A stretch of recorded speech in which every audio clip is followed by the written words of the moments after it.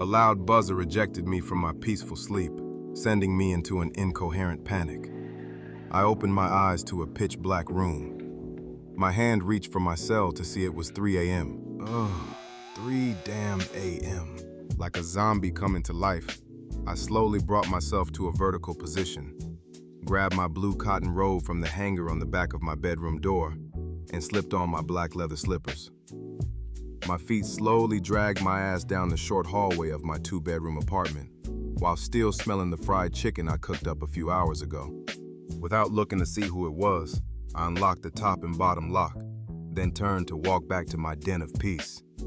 I was tired as hell, and I had to be up in 2 hours.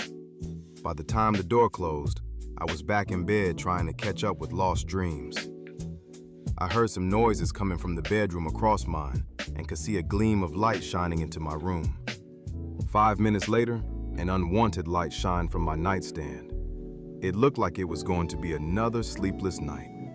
I tried my best to ignore everything distracting me from accomplishing just a little more sleep.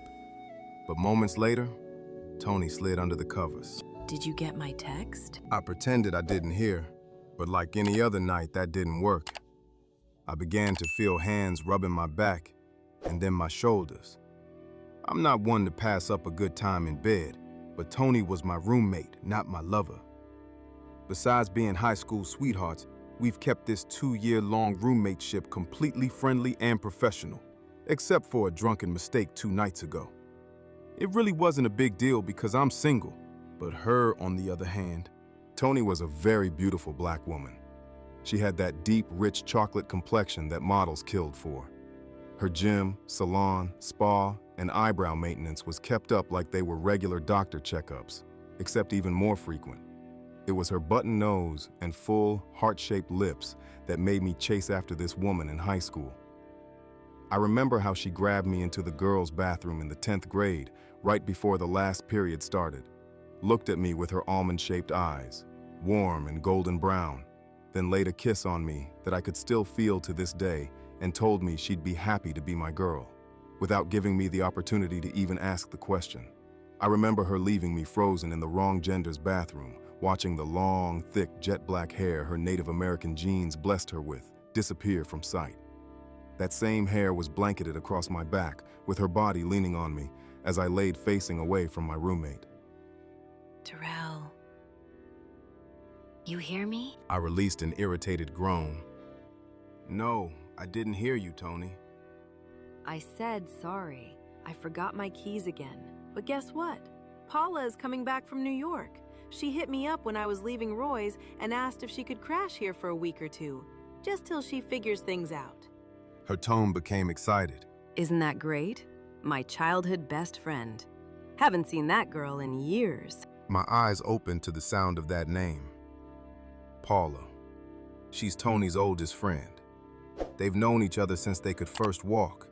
Damn near sisters. There's real history between those two. And unknown to Toni, there was history between Paula and I too. I thought she was doing good for herself. She is. She had a bad breakup with her fiancé. Her mother and father moved to Orlando, so she didn't want to deal with the heat. It's December. Florida is beautiful this time of the year. She sucked her teeth. What's wrong with her staying here? You two used to get along great. Nothing. Of course she's welcomed here. Toni gave me a big hug and kissed me on my cheek. I knew you'd have no problem with it. At 35, the feeling of old skeletons from 17 years ago clawing their way back to life settled like a knot in the pit of my stomach. It was after 3 damn a.m., and my mind was wide awake when it should have been shut the fuck down.